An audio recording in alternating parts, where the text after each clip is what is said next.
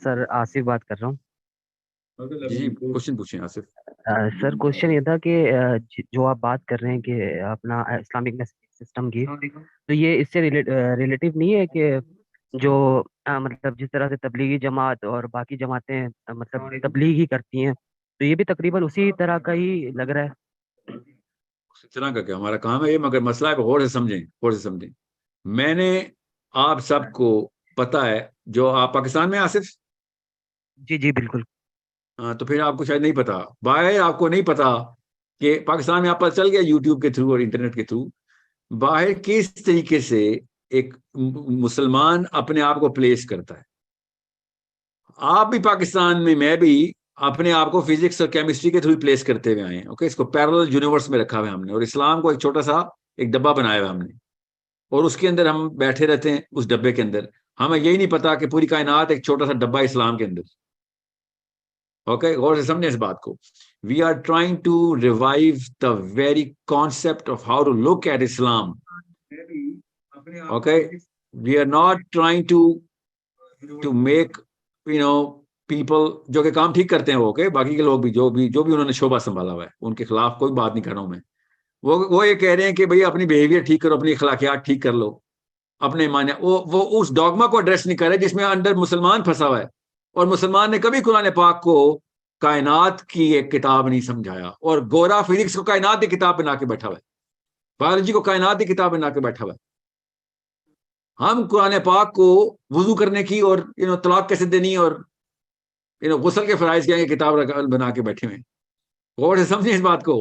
हमने कुरान पाक को मोस्ट एप्लीकेबल किताब बनाने का मिशन बनाया हुआ है, और कुरान पाक की एप्लीकेशन उस फिलॉसफी को चैलेंज करनी चाहिए जिस फिलॉसफी को हमने सबसे बड़ी एप्लीकेबल फिलॉसफी बनाया हुआ है, कि सारी दुनिया साइंस चला रही है इस वक्त। और क्या पता चला भी रही हो इस वक्त की जो दुनिया चल रही है, इसीलिए इतनी बुरी चल रही है। We need to find out कि जिस एनर्जी से एक नॉन मुस्लिम, जिस एनर्जी से दुनिया की प्रोग्रेस करने की कोशिश कर रहा है, वो एनर्जी मुसलमान के पास क्यों नहीं है ही नहीं। वो वाली एनर्जी छोड़े, हमारे पास तो जीरो एनर्जी, हम दुनिया की प्रोग्रेस में कोई हिस्सा नहीं डाल रहे हैं। You need to find, let's admit the truth. इसीलिए तो हम अट्रैक्टिव कम्युनिटी नहीं है। वो दुनिया को कहां से कहां पहुंचाने की बातें कर रहे हैं, चाहे वो सही है गलत है उसको बहस को छोड़ें, मगर एटलीस्ट नीयत उनकी यही है कि ग्लोबल सोल्यूशंस निकालें भाई, खाली इकोनॉमिक नहीं, यू नो साइंटिफिक भी, और एनर्जी के भी, और उस एवोल्यूशन पे लेके जाएं सिविलाइजेशन को कि जो पहले कभी भी नहीं थी। We are the dumbest civilization in the history of all civilization. ये है कारनामा साइंस का। जिन जिन सिविलाइजेशन ने, अल्लाह ताला ने कुरान पाक में बता दिया हमें सिविलाइजेशन, अब जाके ढूंढ रहे हैं आर्कियोलॉजिस्ट कि वो सिविलाइजेशन कर क्या गई है पीछे।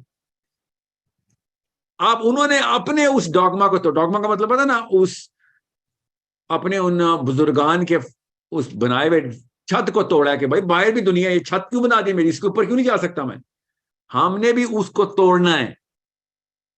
हमें सबसे पहले मुसलमानों का फर्ज है कि भाई इस्लाम का मतलब सिर्फ ये नहीं है कि मेरी अखलाकियात दुरुस्त हो, जरूरी है कि अखलाकियात दुरुस्त हो, मगर इस्लाम का मतलब कुरान पाक में जो निशानियां वो बताऊं, इनका भी फायदा हो जाएगा। इनके पास वो वाला इल्म है कि जो जल्दी स्पीड से पकड़ेगा फिर प्रोग्रेस को।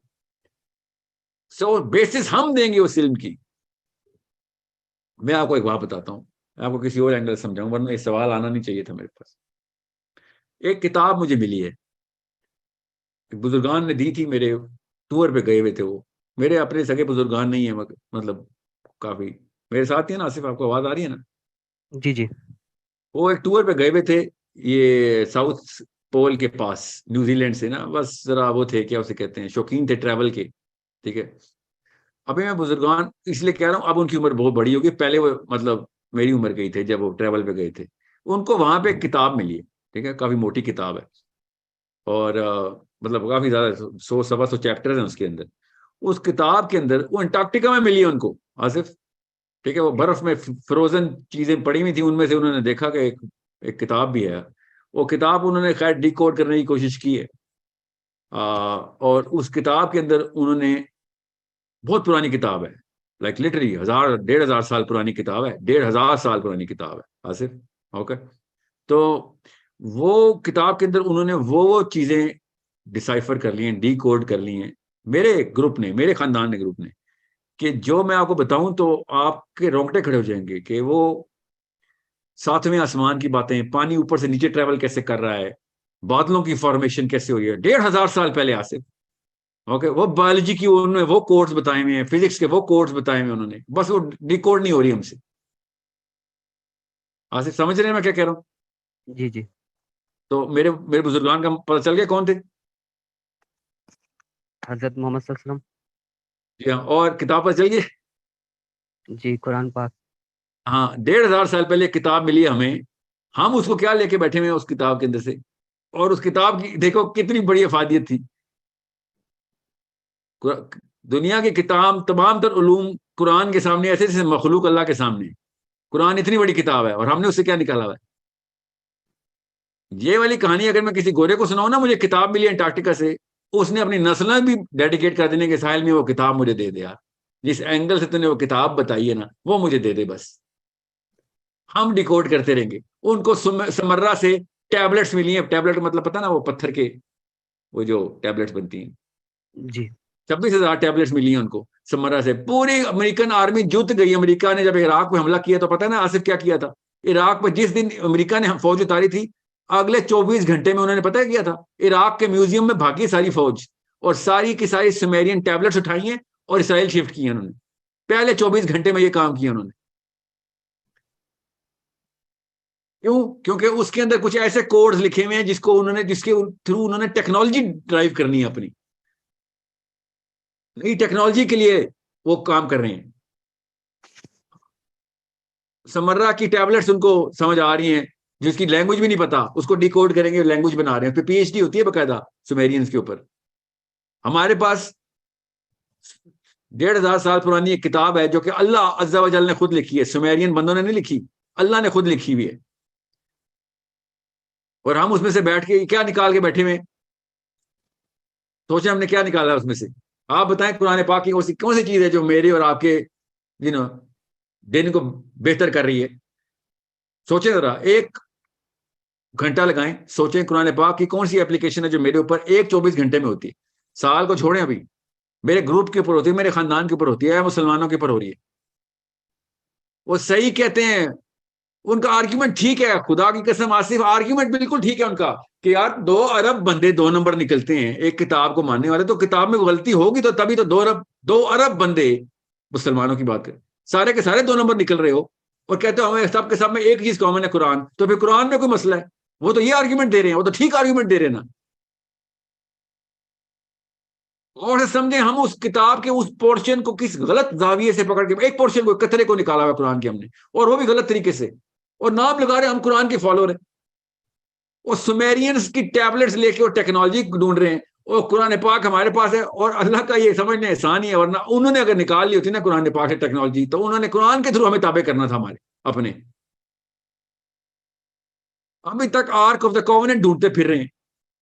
सोचें तो सही, किधर आर्क ऑफ द कॉवेनेंट? क्यों? टेक्नोलॉजी थी वो, हजरत मूसा के पास थी।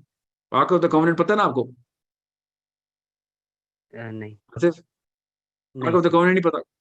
नहीं। हजरत मूसा के पास एक खास टेक्नोलॉजी थी ना, जो कि यहूदियों ने 300 साल इस्तेमाल किया बाय द वे। ओके, 300 साल तक यहूदियों पूरी दुनिया में अखंड भारत की तरह एक अखंड इसराइल भी है ना, उन्होंने अखंड इसराइल कैसे बनाया था? उस टेक्नोलॉजी के थ्रू बनाया था ना। आपको पता नहीं है इस बार? हिस्ट्री नहीं पढ़ी हुई आपने हल्की सी? यहूदियों को नहीं कोई भी नहीं मार सकता था, यहां तक कि यहूदी ने आपस में एक दूसरे को मार दिया। ऊपर के 6 कबीलों ने नीचे वाले 6 कबीलों से लड़ाई कर ली, जिसके पास टेक्नोलॉजी थी वो उसके लालच में आ गए। Okay, so it's a big battle. ठीक है, बैटल ऑफ मैकबीज, पढ़े जरा। So what I am saying is, Quran पाक की टेक्नोलॉजी नजर ही नहीं आ रही हमें। इसलिए ये मिशन जो है ना, ये तबलीगी जमात के मिशन की तरह का ही है, बिल्कुल सही कहा आपने। मगर क्या फर्क है? I hope I am able to clarify कि क्या फर्क है। We are going to change the definitions of actual knowledge, not just science, all knowledge. अगर वो डेफिनेशन कुरानिक एंगल से हमने सिखा दी, मैथमेटिक्स की, फिजिक्स की, बायोलॉजी की, एस्ट्रोनॉमी की, एस्ट्रोफिजिक्स की, अगर वो डेफिनेशन कैसे, वो वाली बेसिस बता दी कि जो फिजिक्स चाह रही है कि हमें वो वाली नजर बताओ, वो वाला मंजिल बताओ कि जिस मंजिल पे तुम कह रहे हो कि हम पहुंच सकते हैं। वो बाकी का फार्मूला निकाल लेंगे, फिक्र नहीं करो। हमें भी चाहिए ऐसे बंदे जो वो या वो निकाले या हम निकाल लें। जिसको फिजिक्स आती है वही फार्मूला निकालेगा, या फिर कहीं जगह पे आगेगा नहीं ये तो फिजिक्स की लॉ में पॉसिबल नहीं है। अगर मैं मान लूं, जो कि मैं तो मानता हूं ना, अगर एक गोरा या फिजिक्स का प्रोफेसर येल में बैठा मान ले कि हाँ ठीक है मैं मान लेता हूं कि मजर्रा क्या किशां से ही पानी इंपोर्ट हो रहा है, या सिदरतुल मुंतहा की जड़ से ही नील निकल रहा है, तो अब उसको जो एनर्जी मिलेगी ना, अल्लाह की कसम आपको मैं उसका बयानिया नहीं कर सकता हूं। वो जितना एक्साइटेड होगा, उम्र लगा देगा कि मैंने अब ये पूरा का पूरा थ्योरम जो है ना क्रिएट करना है, और कहां से कहां पहुंचा देगा वो फिजिक्स को। मैं चाह रहा हूं वो, उसका नाम पीटर ना हो, उसका नाम पॉल ना हो, उसका नाम अली हो या मोहम्मद हो, उसका नाम आसिफ हो या साहिल हो, शाफई हो या हम्बल हो, हमारे बच्चों के नाम हो ना, कि वो निकाल के बताया कि यार ये लो भाई, ये मामला ऐसे नहीं ऐसे। भाई मैं सिर्फ फिजिक्स की बात बता रहा हूँ, मैं बार बार आपको मिसाल के तौर पे ये सब्जेक्ट्स के नाम बता रहा हूँ। मुझे फिजिक्स केमिस्ट्री बायोलॉजी की नहीं इतनी फिक्र, ओके याद रखिएगा। मुझे आखिरत की फिक्र है। मुझे मुझे कुरान पाक को रेफरेंस बुक बनाना है। मुझे कुरान पाक में हाईलाइटर्स लगे हुए नजर आने चाहिए हमारे बच्चों के, हाईलाइटर्स जो नोट्स में आप अच्छी तरह लगाते हैं। एक एक आयत के ऊपर 8 8 9 9 यू नो एरोज बने हुए हो, जिसमें आपके वाइट पेज के ऊपर नोट्स लिखे हुए हो कि यहाँ इसका ये मतलब वहां से लिया जा सकता है, वो वाली तफसीर में वो वाला एंगल है, इसे ये वाली चीज वहां पे साइंस में एक्सप्लेन हो रही है, इसको रीडू कैसे करना है। ओके सो अंडरस्टैंड, फलसफा एक ही है मेरा और तबलीग जमात का, एंगल दूसरा है।